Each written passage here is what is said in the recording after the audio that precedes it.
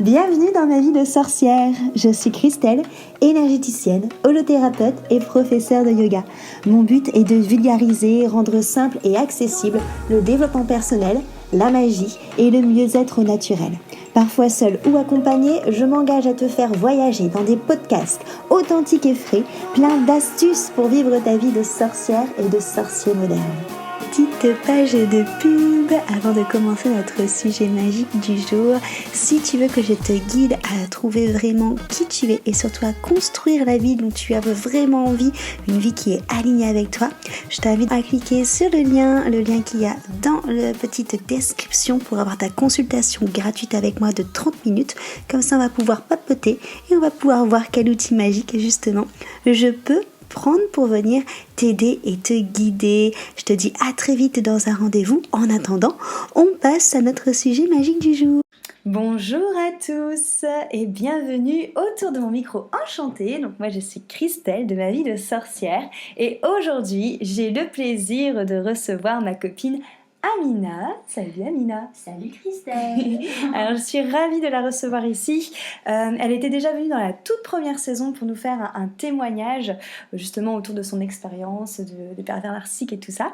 Et aujourd'hui j'avais envie de nouveau la réinviter parce que pour vous faire partager des conversations qu'on a assez fréquemment ensemble du coup, donc nous sommes en effet amis et on aime beaucoup toutes les deux débattre sur les liens, sur les choses qui font écho entre justement le milieu donc mon milieu à moi, le milieu de l'énergétique, des sorcières, des païennes et aussi la religion musulmane, parce que c'est donc ta religion du coup Amina. Effectivement, je suis musulmane. Et du coup c'est assez fou de voir en fait les liens qu'il y a entre au final ces deux univers qu'on pourrait penser totalement différents et qui au final ne le sont pas tant que ça. Oui, différents, non, ils ne sont pas tant que ça. Je pense qu'il y a des liens partout, nous sommes tous liés. Après, c'est vrai que la religion, les religions en règle générale, sont là pour donner un cadre Carrément. à tout ce qui est en fait tout ce qui fait partie de l'univers et notamment le monde de l'invisible. Ouais. Carrément, voilà. Carrément. Donc du coup, c'est vraiment, en effet, par rapport au monde de l'invisible que j'aimerais m'entretenir aujourd'hui avec toi. Déjà, moi, ça va être comme vous, totalement, pour les personnes du coup qui ne sont pas musulmans, ça va être vraiment une découverte, parce que moi, c'est des choses, bon, à part en avoir parlé avec toi, que je ne connais pas du coup. Oui, et quelle est la place de l'invisible du coup dans la religion musulmane ? Alors, ce qu'il faut savoir, c'est que dans le Coran, on nous apprend que en fait, Dieu a créé 3 types d'êtres. Les anges en premier, qui sont autour de son trône. Les djinns, qui sont faits de feu. Et donc les anges sont faits de lumière, les djinns sont faits de feu, et l'être humain est fait de terre. Et Dieu a insufflé en fait dans Adam sa vie en fait. Il a façonné de terre, il y a insufflé la vie. Et en fait, au tout départ, dans la Genèse, comme un peu dans la religion aussi catholique, ces 3 êtres-là, en fait, Adam, il était dans le paradis, quoi. Après, on ne va pas revenir sur le péché originel, etc. C'est ça. Mais voilà. Et en fait, effectivement, dans la religion musulmane, on croit aux anges, on croit aux djinns, et en fait, ces êtres-là, donc les anges sont toujours tout autour de nous. Ce qu'il faut savoir, c'est que nous, dans le Coran, on nous dit qu'on a un ange à droite qui écrit nos bonnes actions et à gauche qui écrit nos mauvaises actions. Un peu comme la bonne et mauvaise conscience. Voilà, qui va les 2 livres qui vont peser sur la balance le jour du jugement dernier. D'accord. Et il y a aussi les djinns. Alors les djinns, en fait, ont des pouvoirs magiques. Ils vont plus vite que la lumière, ils écoutent tout. Enfin voilà, ils peuvent. Et ce sont des êtres comme nous, qui vivent comme nous, qui ont des familles, etc. Mais qui seraient dans un monde parallèle, invisible. Mais en fait, l'être humain, nous en tant que musulmans, on n'a pas le droit en fait d'accéder à ce monde. Ça nous est interdit, c'est haram. D'accord. Haram, comme on dit en arabe. Voilà, je le dis en arabe. Voilà. Et on ne doit pas en fait interagir avec ces êtres parce que ce sont des êtres plutôt puissants. Et ce sont des êtres en fait qui peuvent être bons ou mauvais. Et en fait, on nous interdit ce monde-là parce que en fait, si un djinn mauvais entre en contact avec nous et rentre dans notre corps, par exemple, ou bien est dans notre maison et nous rend dingue en fait, à nous parler, etc. Machin. et ben ce sera de notre faute en fait. Ouais, et du coup, et c'est pour ça en fait, c'est cette puissance en fait qui nous est, ce monde-là nous a interdit. Par contre, il y a certaines sectes musulmanes qui rentrent en contact en fait avec ces djinns et qui vont même faire des combats dans ce monde invisible aux côtés des djinns. Donc ils leur parlent quand même. C'est haram, mais bon, il y a certaines sectes en fait qui sont en plein dedans. D'accord. Donc, voilà. Ok. Donc en fait, ça s'apparente un petit peu à nous ce qu'on va avoir au niveau justement. Les anges, on les a aussi en énergétique. Et après, on a tout ce qui est présence, c'est-à-dire les maîtres ascensionnés, les archétypes. Enfin, moi, je sais que je travaille beaucoup, notamment avec Lady Nada, qui en fait est Marie-Madeleine, par exemple, dans la religion catholique, et on travaille beaucoup avec il va y avoir Bouddha, il va y avoir Marie, il va y avoir Jésus, il va y avoir il y a tout plein de styles.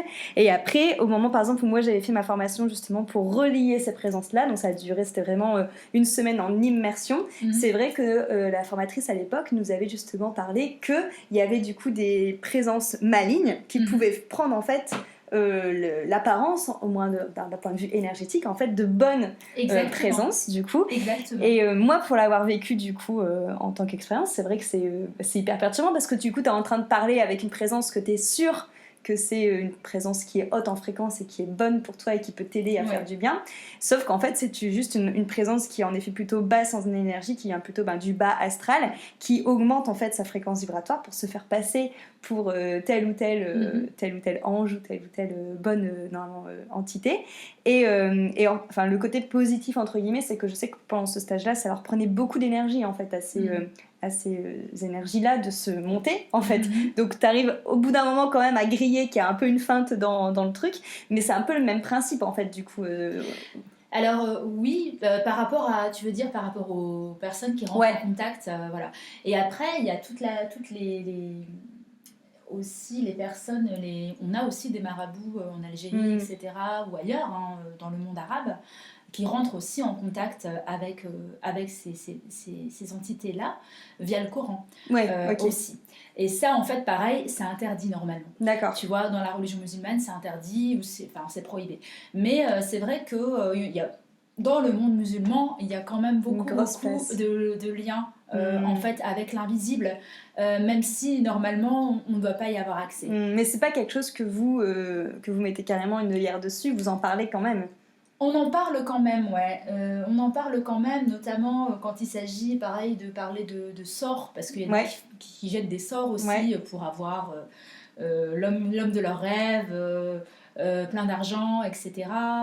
Et qui vont voir justement des marabouts pour ça. Mais pareil, ça c'est prohibé par la religion par contre. Oui. Tu vois, parce qu'en fait, pourquoi c'est prohibé par la religion musulmane ? Parce que ce qu'il faut bien savoir, c'est que dans la religion musulmane, celui qui a les pouvoirs, c'est lui qui est détenteur du pouvoir, c'est juste Allah en fait. Il est unique en fait, et il est seul à donner des pouvoirs. Et en fait, rien ne peut se faire sans son accord. Et de ce fait-là, quand on fait appel à des énergies, à d'autres énergies, en fait, c'est casser cette unicité. Et en fait, du coup, c'est comme si on croyait plus en Dieu. Ok, d'accord.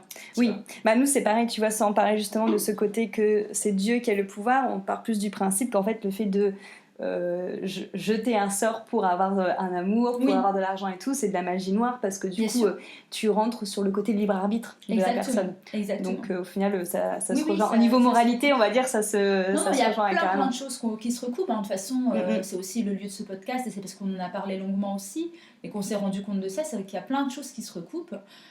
Par exemple, quand toi tu vas parler d'univers, moi je vais parler d'Allah. Ouais, carrément. Tu vois, c'est juste un mot qui définit la même chose. Voilà. Au final. Après, on reconnaît, voilà, tu vas peut-être parler des anges ou des entités, là ce sera djinn, ange, enfin voilà. Il y a des choses qui se recoupent totalement en fait.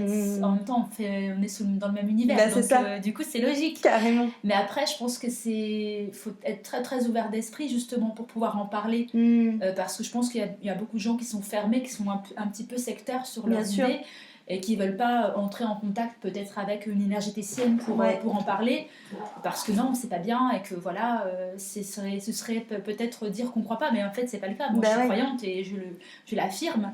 mais ça m'empêche pas d'avoir une amie énergéticienne. Bah oui, carrément, voilà. carrément. Du coup, voilà. Et du coup, justement, moi, par exemple, quand je fais mes soins énergétiques, je travaille beaucoup avec l'intuition, avec le moi supérieur, avec les guides, les anges, les êtres de lumière et tout ça. Du coup, toi, t'as parlé des anges. Est-ce que les personnes ont aussi, justement, des guides ou des êtres de lumière? Du coup, t'as dit qu'il y avait les deux, le côté bonne conscience, entre guillemets, et le côté mauvaise conscience. Est-ce que dans la croyance musulmane, il y a justement quelqu'un qui veille sur vous, qui peut vous donner des conseils ou des choses comme ça? Alors en fait, c'est justement ça, c'est l'unicité de Dieu en fait. Ok, d'accord. Donc en fait, quand on doit, entre guillemets, se plaindre de quelque chose ou demander quelque chose, c'est toujours à Dieu en fait. Lors de prières ou même lui parler, mais en aucun cas en fait on va faire appel à des... On ne doit faire appel, c'est pas le cas, enfin il y a plein de musulmans qui le font. Mais normalement on doit s'en remettre uniquement à Dieu. Voilà, donc c'est vraiment l'unicité. Après ça veut pas dire que les gens ne le font pas. Tu vois, il y a des gens qui vont voir les marabouts, il y a des gens qui vont qui vont entrer quand même en contact avec des djinns. Enfin voilà, après le monde musulman il est vaste, les musulmans, enfin le monde, enfin c'est vaste quoi. Carrément. Carrément. Et au sujet des entités, du coup, parce que c'est pareil, c'est des choses, nous, qu'on distingue bien. Les entités, pour nous, c'est vraiment des...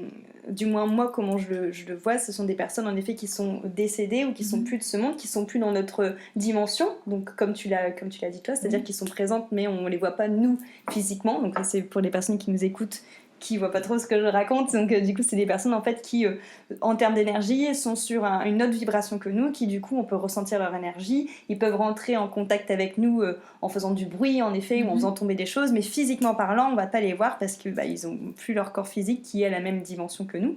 On a, du coup, des bonnes entités, comme on a, en effet, des mauvaises entités. Sachant que, généralement, en énergétique, ce qu'on cherche à faire, en fait, c'est de faire monter les entités à la lumière, tout simplement parce que c'est pas leur dimension de rester coincées dans notre monde à nous, en fait. Et qu'elles peuvent redescendre sur Terre, en effet, pour, encore une fois, nous porter main forte, nous aider et tout, mais qu'elles n'ont pas à rester coincées ici. Est-ce que, du coup, cette notion d'entité qui reste coincée, vous l'avez aussi, vous ?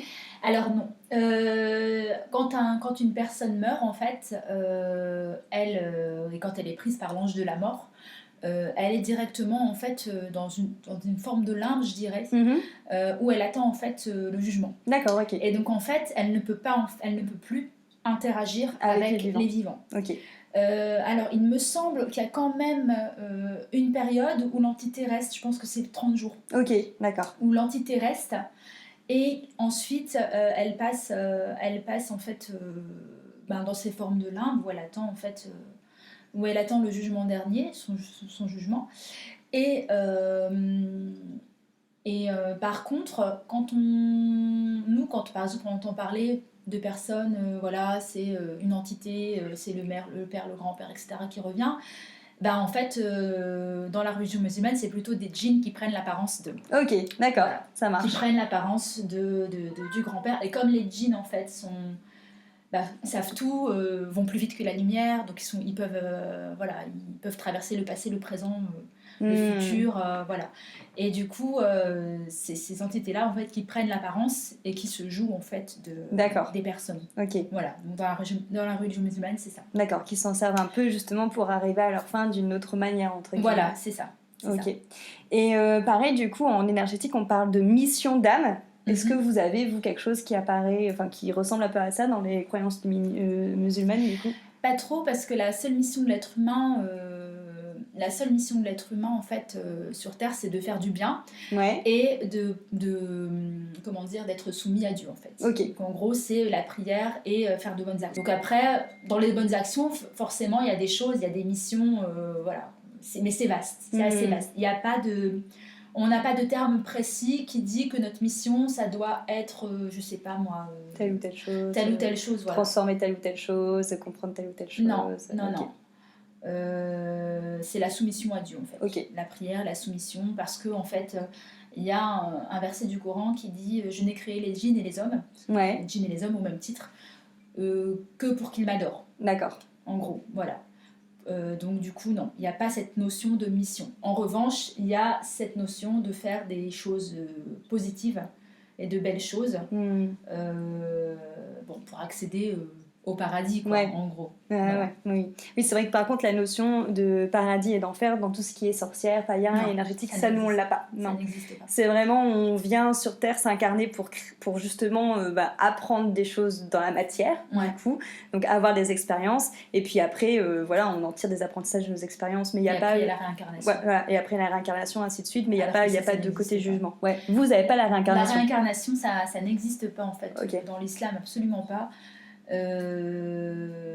C'est vraiment une fois que l'âme en fait est sortie du corps, elle est sortie du corps et c'est tout, quoi. Donc elle est sortie dans son enveloppe charnelle et puis c'est tout, et elle attend en fait le jugement. Elle attend d'aller au paradis ou en enfer. Mais ça rejoint un peu à la religion catholique. C'est ce que j'allais dire, ça rejoint à la religion catholique. Mais c'est pas étonnant parce que l'islam c'est une religion du livre.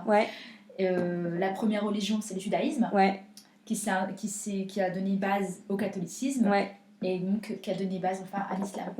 Donc en fait, on vient tout de la même base finale. Tout vient du même livre en fait de départ. Oui, alors que par contre tout ce qui est en effet hindouisme et bouddhiste, là on est plus en effet sur le côté de la réincarnation. C'est ça. Et d'ailleurs je pense aussi que tout ce qui est croyance aussi orientale, mais plus du côté japonais, là aussi il y a une question de réincarnation, si je dis pas dans le Tao, tout ça, je pense dans le Tao, oui. Mais en règle générale, dans les religions, on va dire Asie, oui, c'est ça. C'est ça. C'est effectivement. Ça. Et j'avais du coup une dernière question concernant les anges. C'était quelque chose que j'avais lu moi à l'époque où je me renseignais beaucoup sur les archanges notamment. Comme quoi c'était au final les seules figures qu'on retrouvait dans toutes les religions sous plus ou moins les mêmes noms. Oui. Donc ça aussi, ça donc tu me confirmes pour la religion musulmane. Par exemple, Michel-Ange, c'est Michael.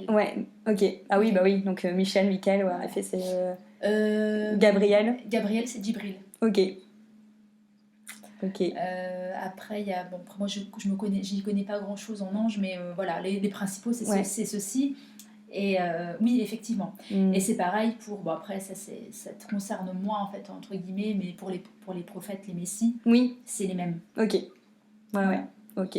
Parfait. Donc, voilà. Merci, Amina. Écoute, je t'en prie, j'espère que vous aurez appris plein de choses. C'est super intéressant. Enfin, moi, j'adore débattre comme ça de, justement, les différentes choses et en fait, se rendre compte, encore une fois, qu'il y a tellement de choses qui sont liées, en fait. Exactement. Tout à fait. Et c'est hyper intéressant de se rendre compte de tout ça. Comme tu dis que nous sommes qu'un au final. Oui, on vit sous la même planète et sous le même univers. Donc, carrément.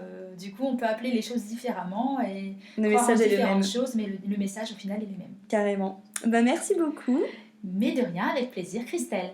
Merci à tous pour votre écoute. Si vous avez des questions par rapport à ce sujet hyper intéressant, n'hésitez pas à revenir vers moi pour me les poser et je pourrai, si j'ai pas la réponse, les transmettre à Amina. Avec plaisir.